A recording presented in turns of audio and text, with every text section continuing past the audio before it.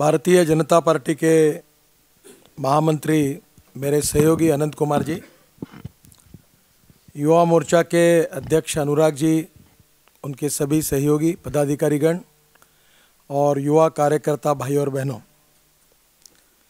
भारतीय जनता युवा मोर्चा के इतिहास में ये राष्ट्रीय एकता यात्रा और ये इतिहास सुवर्णाक्षरों से लिखा जाएगा, ऐसा ये गौरवशाली इतिहास है। जब इस यात्रा को निकालने के बारे में अनुराग जी ने मुझसे चर्चा की तो एक बार मेरे मन में द्विधा मनस्थिति थी। एक बार ये लगता था कि यात्रा बिल्कुल निकलनी चाहिए और दूसरी ओर मन में चिंता थी कि हमारे युवक तो ज़रूर जाएंगे, पर वहाँ जाकर इनके साथ क्या व्यवहार होगा, क्या नहीं होगा, इसकी चिंता मन में थी।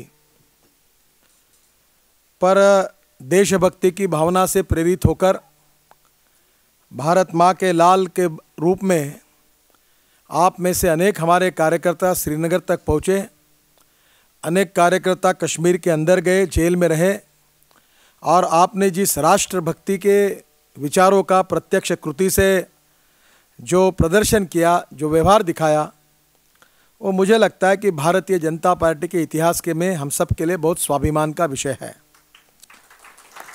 और ये घटना भी हमारे लिए बहुत अभिमान की है। ऐसा कहा जाता है कि इतिहास जो होता है, जो भूतकालीन इतिहास होता है, उसके अध्ययन से और वर्तमान काल में उसका उचित चिंतन करने से भविष्य का वेद लेना हमारे लिए आसान हो जाता है। और इसलिए ये जो गौरवशाली इतिहास है, ये भारतीय जनता पार्टी के विचारों के अनुरूप ही है, क्योंकि हमने हमारे पार्टी के जो 3 सूत्र लोगों के सामने रखे हैं, उसमें से राष्ट्रवाद ये हमारी प्रेरणा और हमारा आत्मा है, और राष्ट्रवाद को हम सर्वोपरि मानते हैं। देशभक्ति ये हमारे रोम रोम में है और हमारे कार्यकर्ता उसका बार बार प्रदर्शन करते हैं, और इसलिए राष्ट्रवाद के हमारे विचारों के अनुरूप ही ये राष्ट्रीय एकता यात्रा का ऐतिहासिक कार्यक्रम हमारे भारतीय जनता युवा मोर्चा ने यशस्वी किया और देश के लाखों करोड़ों युवाओं के मन में फिर से एक बार राष्ट्रभक्ति की और राष्ट्रवाद की ज्योत प्रज्वलित की। इसके लिए मैं आप सबको विशेष रूप से अभिनंदन करता हूं, और मुझे इस बात का इतना ही मैं कह सकूंगा कि भारतीय जनता पार्टी का अध्यक्ष होने के नाते we are very much proud of you. आप सबका हमें बहुत अभिमान है। आज तो देश की स्थिति ऐसी है कि कल मैं उत्तराखंड के एक विधानसभा क्षेत्र में गया था और वहाँ के कार्यकर्ताओं ने मुझे बताया कि ये जो विधानसभा क्षेत्र है, ये मोहन चंद्र शर्मा जो पुलिस इंस्पेक्टर है, जो बटला हाउस के इनकाउंटर के समय जो शहीद हुए, उनका गांव है। मैंने उन लोगों को पूछा कि क्या उनके परिवारों को मिलने के लिए कभी कोई कांग्रेस का नेता यहाँ आया था? क्या सांत्वना देने के लिए कोई आया था? क्या इस गांव में उनके नाम से कोई स्मारक बना है? जब ये मैं चर्चा कर रहा था तब मेरे मन में एक व्यथा निर्माण हुई कि बटला हाउस के इनकाउंटर को लेकर चर्चा देश में चली और एक फेक इनकाउंटर है, इस प्रकार का आरोप कांग्रेस पार्टी के एक शीर्षस्थ नेता ने लगाया। उसके बाद में गृह मंत्री ने कहा कि वो फेक एनकाउंटर नहीं था।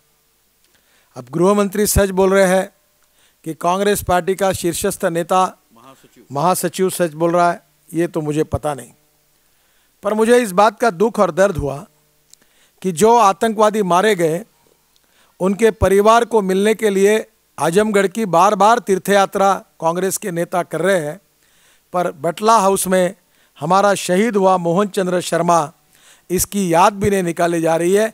उल्टा वो फेक इनकाउंटर है ऐसा कहकर उस शहीद का अपमान किया जा रहा है। ये देश के लिए बहुत दुर्भाग्यपूर्ण है। केवल ये घटना नहीं है, पार्लियामेंट में अफजल गुरु को सुप्रीम कोर्ट ने फांसी की सजा देने के बाद में भी अभी तक उसका क्रियान्वयन नहीं हुआ है। इस देश में सेकुलरवाद के नाम पर आतंकवाद का तुष्टीकरण हो रहा है। हमारी सीमाएं असुरक्षित हैं। विशेष रूप से आपको पता होगा कि पशुपति से तिरुपति तक 180 जिले आज नक्सलग्रस्त हुए हैं। और इतना ही नहीं,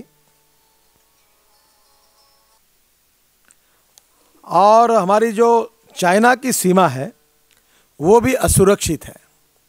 और पाकिस्तान को विशेष रूप से इस बात का पता चला कि हम तीनों लड़ाई में हिंदुस्तान को हरा नहीं सकते। इसके कारण उन्होंने हमारे देश के साथ एक प्रकार की प्रॉक्सी वॉर शुरू की है।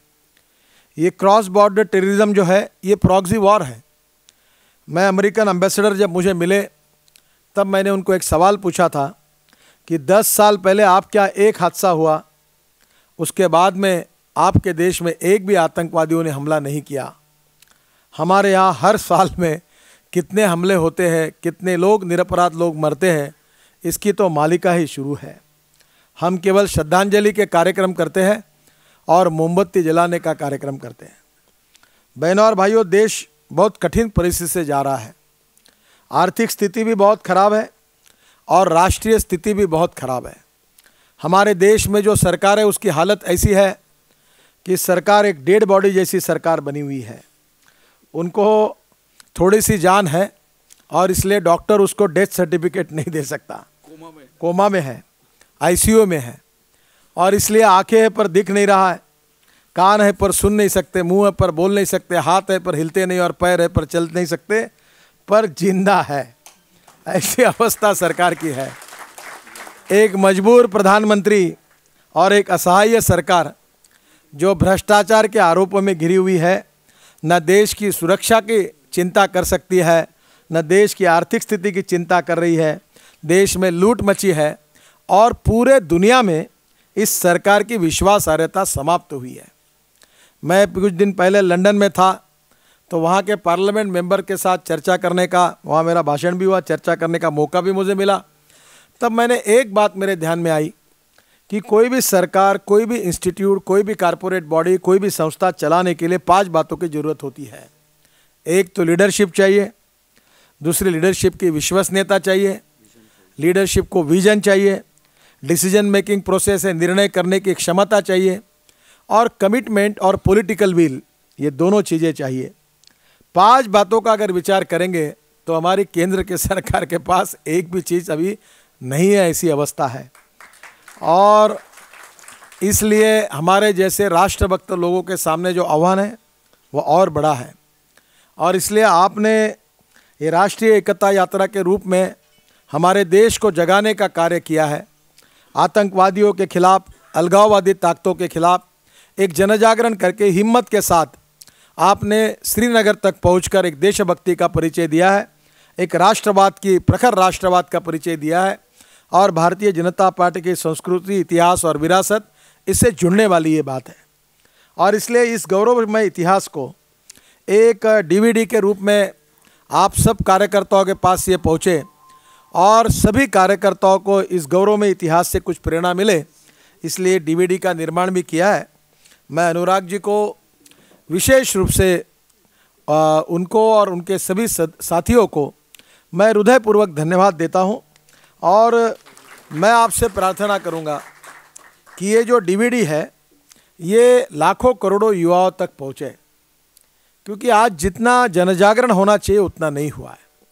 हमारे कॉलेज में, हमारे कैंपस में जो हमारे युवा हैं उनके दिलों तक ये इतिहास अगर पहुंचेगा तो करोड़ों युवा भारतीय जनता पार्टी के इस राष्ट्रवाद के यज्ञ में निश्चित रूप से शामिल होंगे, ये मेरा दृढ़ विश्वास है। और इसलिए इसको और अच्छे तरीके से लोगों तक पहुंचाने का काम भी आप करिए। फिर से एक बार इस घटना को 1 साल पूरा हुआ है। जो कार्यकर्ता वहाँ गए, जिन्होंने लाठियाँ खाई, जिनके हाथ पैर टूटे, जिनको बुरी तरह से पीटा गया, उन सब लोगों का मैं सत्कार करने के लिए आया था। उन सब कार्यकर्ताओं के प्रति भारतीय जनता पार्टी को बहुत अभिमान है। और मैं निश्चित रूप से आप सबसे ये प्रार्थना करूँगा कि ये जो गौरवशाली इतिहास है, ये जो राष्ट्रभक्ति का भाव है, ये राष्ट्रवाद की जो प्रेरणा है, इसको आप आपके क्षेत्र में हजारों लाखों युवाओं तक उसको ले जाइए और ऐसी शक्ति और ताकत खड़ी करिए कि कोई आतंकवादी संगठन, कोई आतंकवादी हमारे देश की तरफ किसी भी प्रकार से आँख ऊंची करके देख नहीं सकता, ऐसी शक्ति हमको फिर से देश में खड़ी करनी है। मैं फिर से एक बार अनुराग जी को, आप सभी युवा पदाधिकारी को, कार्यकर्ताओं को हृदय से धन्यवाद देता हूं और आप सबका अभिनंदन करता हूं और इस डीवीडी का विमोचन हुआ ऐसा मैं जाहिर करता हूं। बहुत बहुत धन्यवाद। नमस्कार।